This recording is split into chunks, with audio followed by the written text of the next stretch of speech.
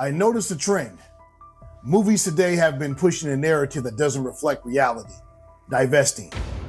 Divesting is a term to describe when black women seek white men to date and procreate with because of their dissatisfaction with the progression of black men and black society. There have been entire communities created online to push this idea, and it's very prevalent in modern movies. Within the United States, white men have always had sexual access to black women, although most black women date and procreate with black men. However, if you believe the portrayal of current Hollywood films, you will think that there are no traditional black couples in the world. The MCU Spider-Man movies have given Peter Parker a black Mary Jane to be his girlfriend. In the movie Violent Night, the heir, Jason, played by Alex Hassel, is married to a black woman, Alexis Louder.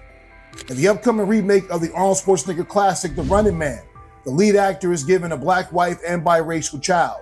These are a few examples that highlight this phenomenon within high-profile movies. And of course, there's one battle after another. Leonardo DiCaprio is in an interracial relationship with Teyana Taylor in a fictitious story about revolutionaries in the modern world. And that's the basis of my review for the movie Insurrectionist.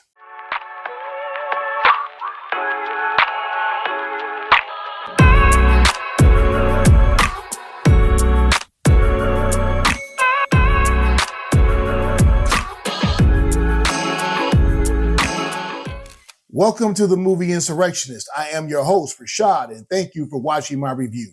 Before we get started, please subscribe to the channel, like the video, comment below, share it, and follow us on X. Now, let's begin. One battle after another is acclaimed writer-director Paul Thomas Anderson's latest film starring Leonardo DiCaprio, Sean Penn, Benicio del Toro, Regina Hall, Teyana Taylor, and introducing Chase Infinity in her first feature film. Based on the novel Violent by Thomas Pynchon, this movie tells the story of an interracial couple, Leonardo DiCaprio and Teyana Taylor, within a revolutionary organization and the government official played by Sean Penn, who's been assigned to bring them to justice. This movie seems to provide a fictional account of revolutionary organizations from the late 60s and 70s, although the story takes place in the modern world. As always, Paul Thomas Anderson provides some of the most unique shots I've seen in recent years. One shot of the car traveling up and down the hills of the road was particularly mesmerizing.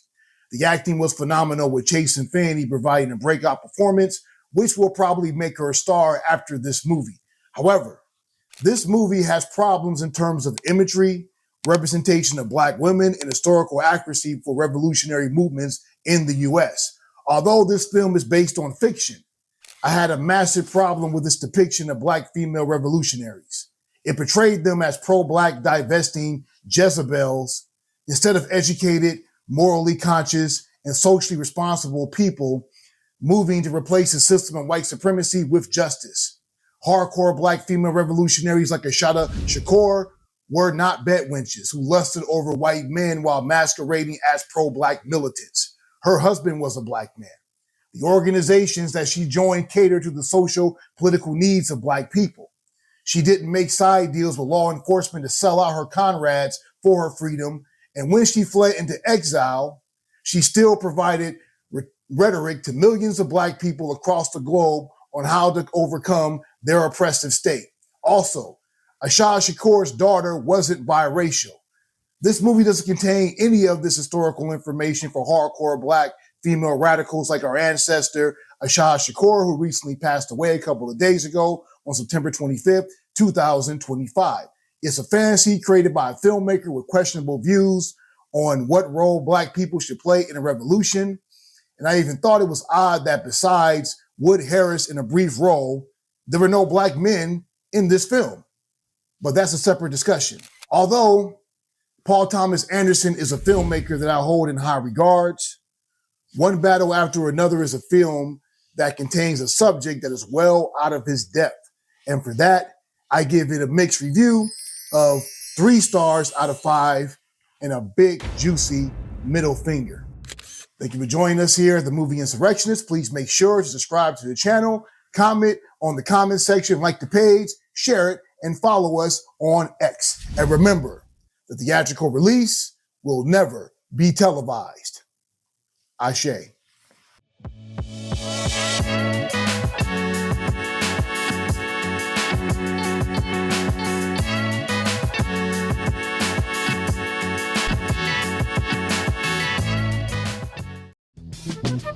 will not be able to stay home, brother.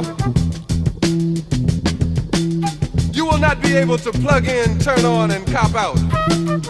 You will not be able to lose yourself on Skag and skip out for beer during commercials because the revolution will not be televised.